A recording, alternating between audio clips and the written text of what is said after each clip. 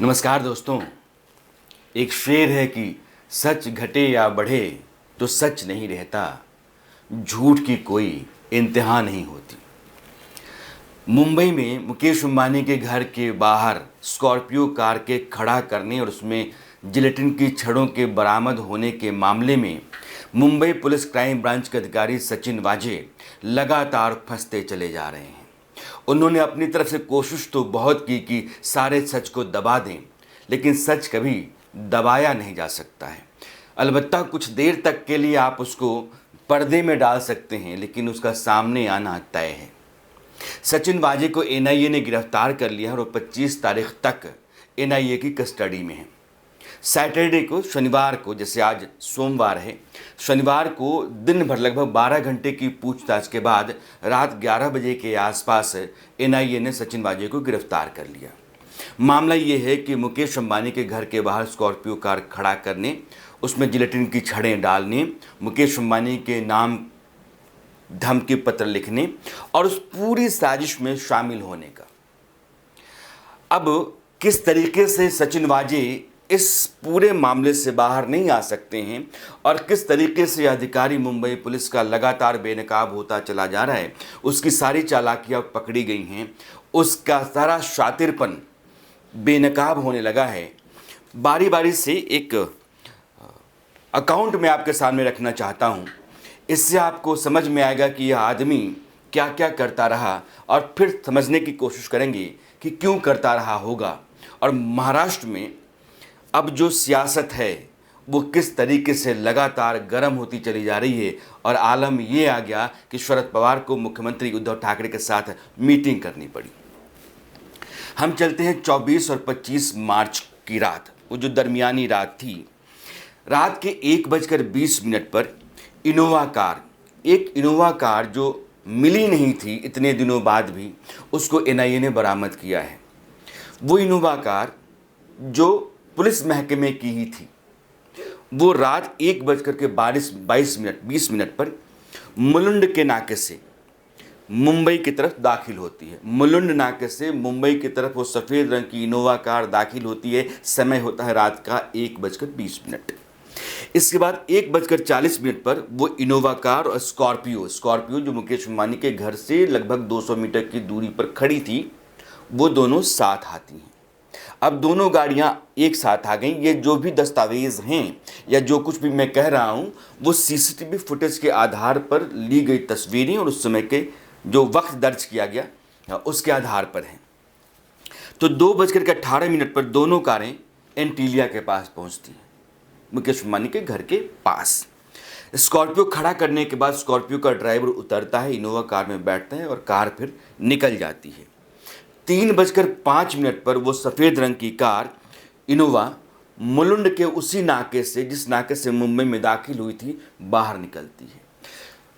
1:20 से लेकर के 3:05 तक लगभग यह 1 घंटा 45 मिनट का वक्त होता है। और इस 1 घंटे 45 मिनट के वक्त में वो कार मुलुंड नाके से मुंबई में दाखिल होने और मुंबई से फिर मुलुंड नाके से होकर के निकलने के दौरान जो नंबर प्लेट लेकर के चल रही थी, वो नंबर प्लेट था MH04AN। अब सुबह 4:03, जैसे 3:05 पर वो कार बाहर निकल गई, तो 4:03 पर लगभग घंटे भर बाद वो फिल्म मुलुंड के नाके से मुंबई की तरफ आती है। और उस समय कार का जो नंबर होता है वो होता है MH10ZA403। ये कार का ओरिजिनल नंबर है, MH10ZA403। इसके पहले जो नंबर था MH04, वो फर्जी नंबर था और फर्जी नंबर के साथ वो इनोवा कार मुंबई में घूमती रही। इसके बाद जब 4:03 पर गाड़ी अंदर आती है उस मुलुंड के नाके से मुंबई में, वो इंटीलिया के पास जाती है। इंटीलिया के पास जो स्कॉर्पियो कार खड़ी थी वहाँ क्या घूमती है और फिर इनोवा वाला आदमी जो बैठा हुआ इनोवा में, जो इंटीलिया के पास जो स्कॉर्पियो खड़ी थी, उसका मुआयना करने के लिए लगता है कि फिर गया था। वो पीपी किट में था। पीपी किट तो आप तो समझते हैं जो डॉक्टर्स पहनते हैं आजकल कोरोना के इलाज के दौरान। तो इनोवा स्टिकर, अब क्या है कि अब एक गाड़ी के 2 नंबर कैसे हैं, इतने दिनों तक 25 फरवरी को स्कॉर्पियो कार मिलती है और स्कॉर्पियो कार के मिलने के बाद 5 मार्च को स्कॉर्पियो कार का जो मालिक है मनसुख हिरेन, उसकी हत्या हो जाती है। हत्या का मामला मुंबई पुलिस का एटीएस जांच कर रहा है। लेकिन 25 फरवरी से लेकर के और आज तक, मतलब आप 24 घंटे 48 घंटे पहले तक मान लें, उस कार के बारे में कोई अता पता नहीं था। जबकि वही कार 2 नंबर लेकर के चल रही थी, तो पता कैसे चला? दरअसल नंबर के नीचे एक स्टिकर था। स्टिकर जो है, पहले जब कार आई तब भी स्टिकर वहां था और दूसरी बार जब नंबर बदल करके कार दाखिल हुई तब भी वो स्टिकर था। इसी आधार पर उस कार की पहचान की गई। वो कार कहाँ मिली? मुंबई पुलिस क्राइम ब्रांच के गैराज में। वो मुंबई पुलिस क्राइम ब्रांच के अधिकारी के इस्तेमाल में थी और अक्सर उसका इस्तेमाल सचिन वाजे करते थे। यानी कि सचिन वाजे उस रात 25 फरवरी की दरमियानी 24-25 फरवरी की दरमियानी रात मुकेश अंबानी के घर के पास स्कॉर्पियो कार लगाने के मामले में शामिल थे। स्कॉर्पियो कार के बारे में मैं आपको पहले बता चुका हूं कि जो मनसुख हिरेन हैं, उनकी पत्नी ने यह कहा कि 4 महीने तक उस कार का इस्तेमाल सचिन वाजे ने किया।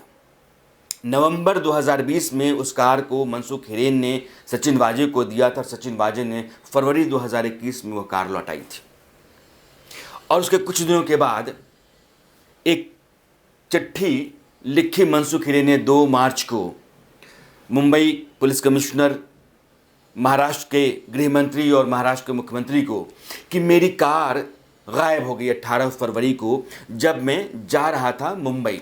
17 फरवरी को मुंबई साउथ मुंबई जा रहा था, गाड़ी ख़राब हो गई। मैंने ईस्टर्न एक्सप्रेसवे पर कार पार्क कर दी। उसके बाद मैं साउथ मुंबई चला गया। साउथ मुंबई के बाद जब अगले दिन मैं कार लेने के लिए गया तो कार वहाँ नहीं थी। उसकी गुमशुदगी की रिपोर्ट विक्रोली थाने में लिखा दी गई।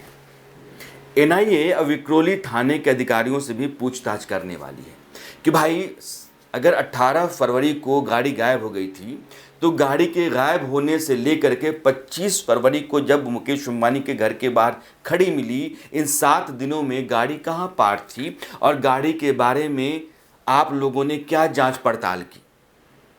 इसमें बहुत सारे अधिकारी नप सकते हैं।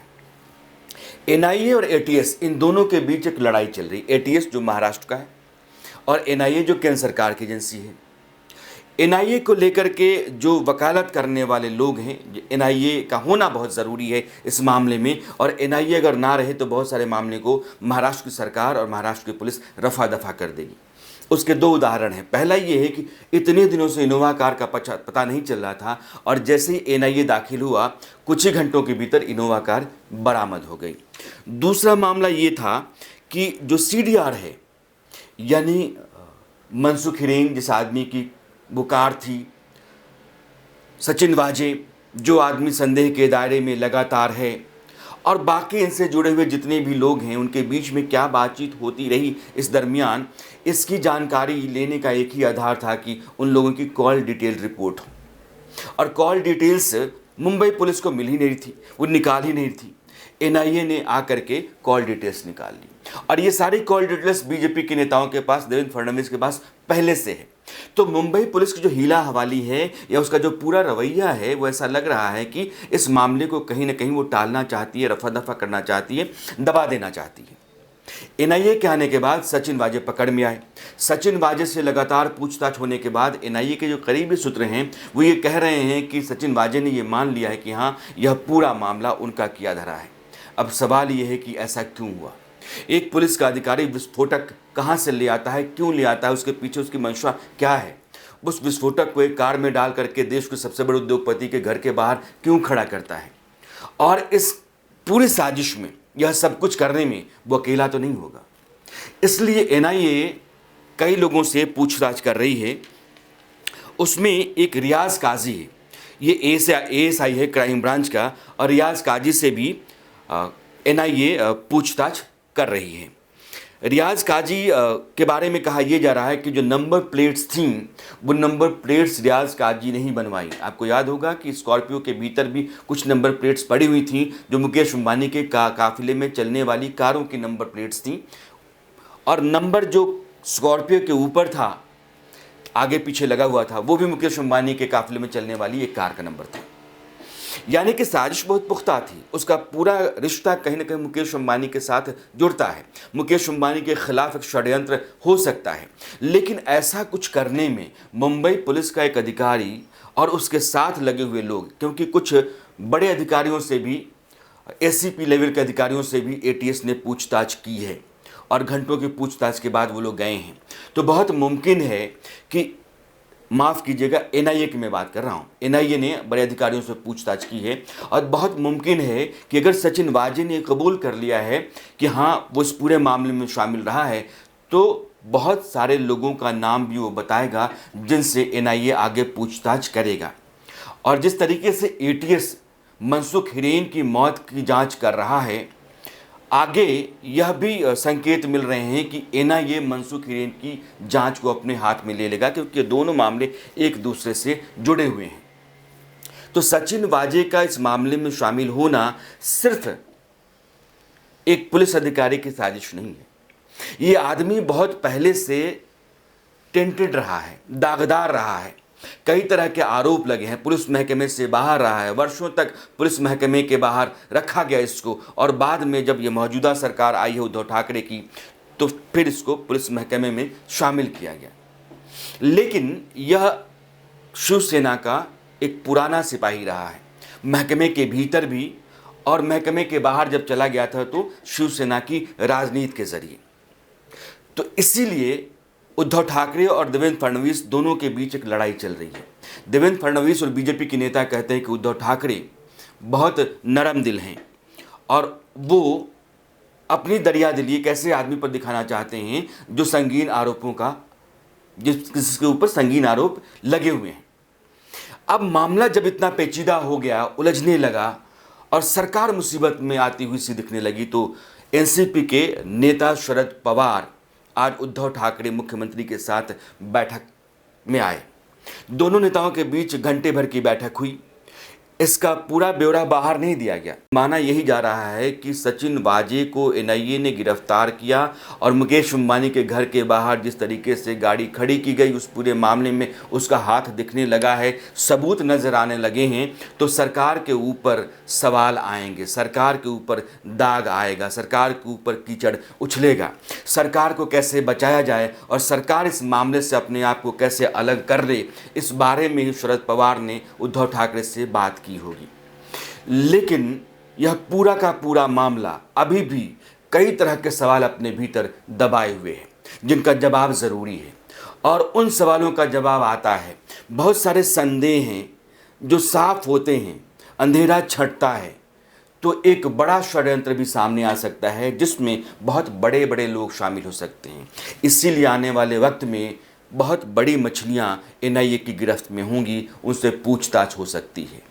वक्त भले ही लगे, लेकिन महाराष्ट्र के भीतर यह मामला ना सिर्फ महाराष्ट्र की राजनीति को गरमाता जा रहा है, बल्कि समूचे देश की दिलचस्पी भी इस मामले में बढ़ती जा रही है। हमारी भी नज़र इस पर है और जैसे जैसे मामला आगे बढ़ेगा, जैसे जैसे खुलासे होते रहेंगे, हम आपके साथ रोज़ जुड़ते रहेंगे। आज के लिए बस इतना ही। नमस्कार।